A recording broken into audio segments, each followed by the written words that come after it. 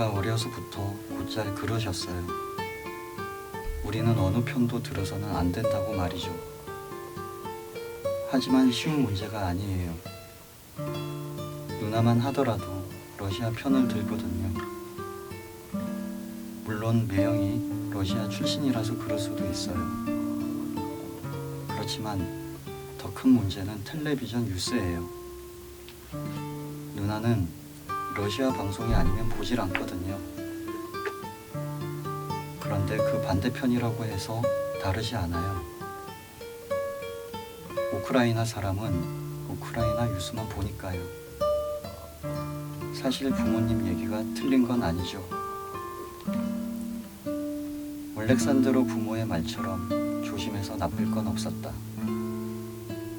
수많은 소수민족 중 하나인 그들이 자칫 정치적 분쟁에 휘말리기라도 한다면 더 큰 희생을 치를 수 있을 테니까. 올렉산드르는 미지근해진 커피로 목을 축이고는 얘기를 이어나갔다.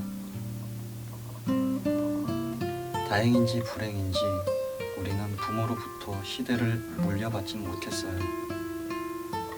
그래서 어느 한쪽을 선택해야 할 때가 되면 어쩔 수 없겠죠. 부모님이 그랬던 것처럼 제게도 지켜야 할 사람이 있으니까요. 학창시절부터 서울 생활까지 이야기를 듣다 보니 쓸거리는 어느 정도 확보된 듯 했다. 그제야 나는 면피용으로 벽화에 대한 질문을 건넸다. 조금 벗어난 질문일 수도 있는데 벽화의 소재로 문을 채택한 이유를 들을 수 있을까요? 그건 하나의 상징이에요. 연대의 표상이랄까. 문 너머에는 언제나 다른 세계가 마련되어 있죠. 사람들에게 새로운 출구가 있다는 희망을 보여주고 싶었거든요. 내심 올렉산드르의 입에서 그와 같은 상투적인 답변이 나오지 않을까 짐작했다. 그렇다고 해도 나는 편집장의 요구에 맞게 적당히 편집할 계획이었다.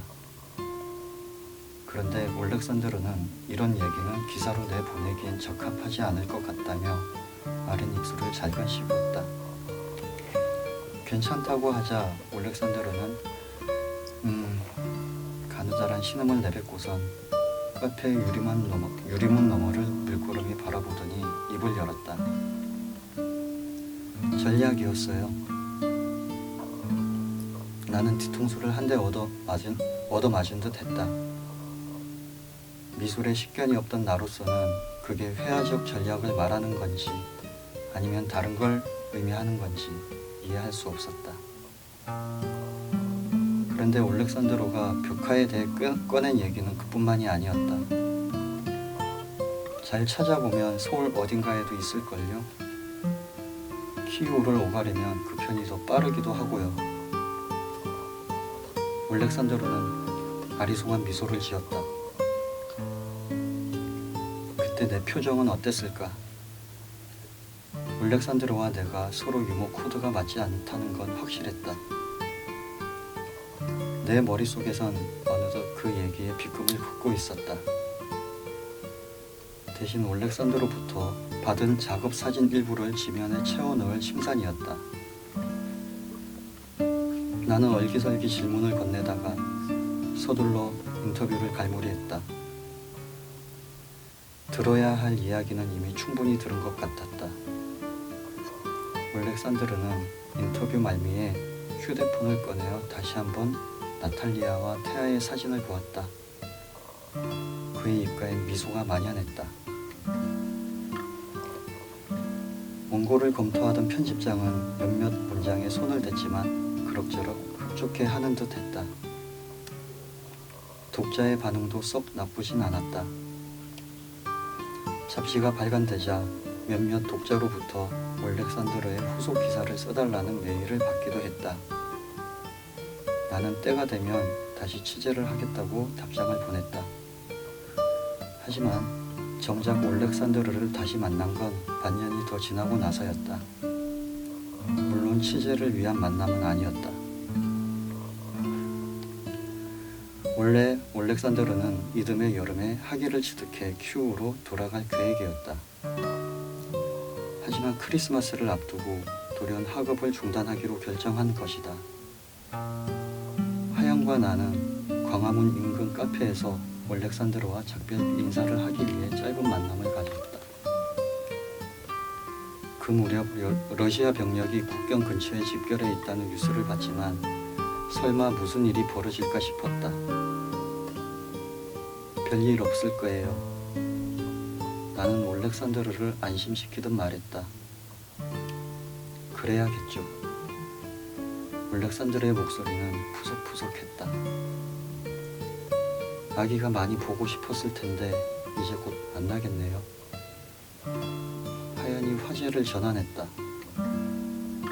그러자 올렉산드르는 우리에게 사진을 보여줬다. 하연과 나는 동시에 짧은 감탄사를 내뱉었다. 무슨 꿈이라도 꾸는 건지 아기는 빙글에 미소를 머금은 채 잠자고 있었다.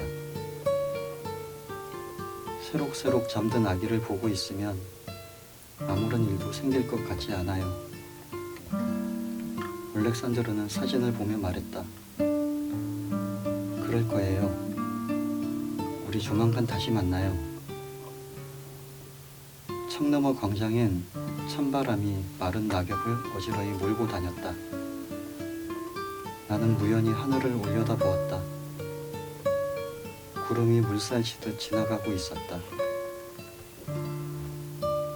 아기는 어떤 시대를 물려받게 될까? 문득 그런 생각이 들었다. 하루빨리 따뜻한 봄이 왔으면 싶었다. 올렉산드르가 키우로 돌아간 후 우리는 이따금 영상통화로 서로의 안부를 묻곤 했다. 어느 일요일 아침에는 창밖 풍경을 보여주기도 했는데 공원 벤치에 앉아 꼬벅꼬벅 졸고 있는 노인과 강아지와 함께 뛰어다니고 있는 어린아이의 모습이 보였고 어디선가 어렴풋이 새들이 지저귀는 소리도 들렸다. 그렇지만 우리는 머지않아 암담한 심정으로 뉴스를 볼 수밖에 없었다. 먹구름이 짙게 드리운 그 도시의 풍경이 왠지 비현실적으로 보였다. 바리케이드를 설치하는 시민 사이에서 낯익은 얼굴이 스쳤다. 그는 양손에 스프레이 래커를 들고 거리를 분주히 뛰어다니고 있었다. 스쳐 지나간 또 다른 화면에서는 싱크홀처럼 거대한 검은 구덩이가 파여 있었는데 그 주변에서 올렉산드르의 시그니처를 언뜻 본 것 같기도 했다. 하지만 시간이 갈수록 그곳 소식을 보고 있는 게 점점 힘이 들었고 그 이유는 결국 내가 그동안 보고 싶었던 것만 보아왔던 것임을 비로소 알게 되었다. 담장을 따라 늘어선 개나리 꽃망울을 보는 것만으로도 포근했던 그날 나는 이태원에서 한 이주 노동자를 만나 취재를 한 후 올렉산드르를 처음 만났던 보강동 쪽으로 발걸음을 옮겼다. 공교롭게도 그는 나와 가는 방향이 같았는데 고향 생각이 날 때마다 찾는 곳이 있다며 인사를 건네더니 앞서갔다. 두어 차례 모퉁이를 돌 때까지 보였던 그의 뒷모습은 내가 펜스 근처에 채 다다르기 전에 종적을 감췄다. 녹슨 펜스엔 처음 봤을 때와 달리 강동면을 쓴 바나나에 까만 얼룩이 덕지덕지 묻어 있었다. 그런데 올렉산드르는 대체 왜 거기에 시그니처만 그려놓은 걸까?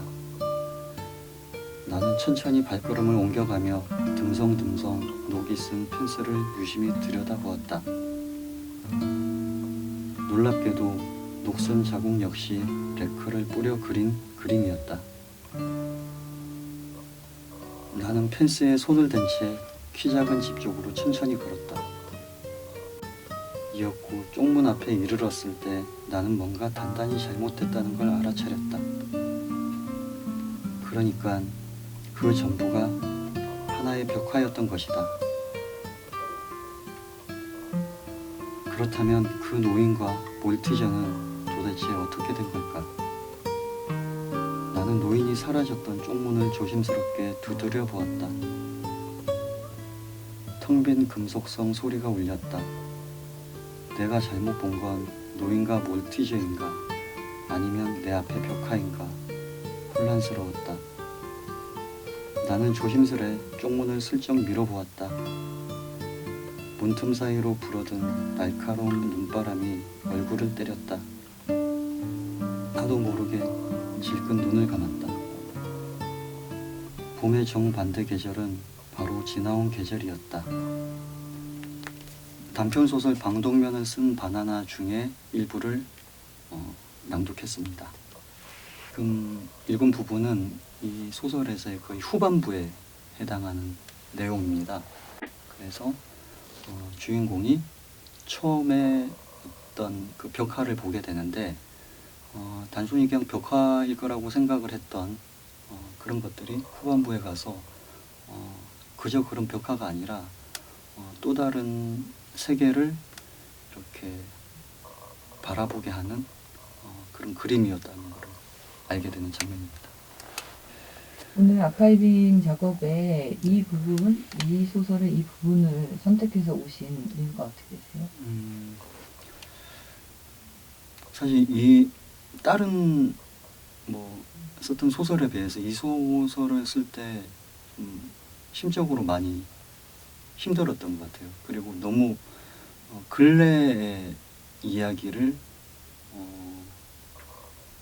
썼던 것 같다라는 그 당시에 좀 후회도 많이 됐었고요. 그리고 소설을 그러니까 발표를 앞두고 이 소설을 쓰면서 전쟁이 안 날 거라고 생각을 했었거든요.